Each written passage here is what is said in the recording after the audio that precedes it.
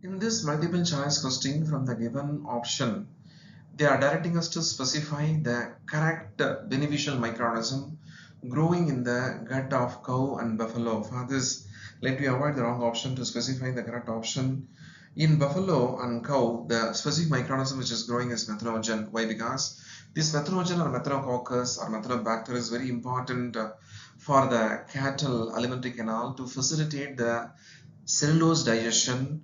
Why? Because most of the greens can't be digested by all mammalians, including human being.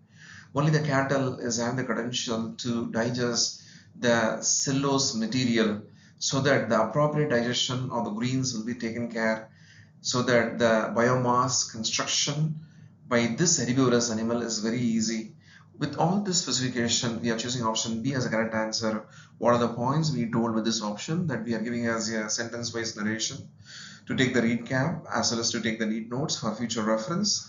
Several ruminant species like cow and buffalo have gut that contain methanogen, which are in charge of producing methane gas or biogas from the excrement of this animal. That means excreta of this animal or the feces of this animal or the stools of this animal. Why? Because the partially degraded plant material of this particular cattle alimentary canal gives a very good platform for the methanogen to grow to the massive level. By using this methanogen rich cattle dung, we are making biogas or cobar gas.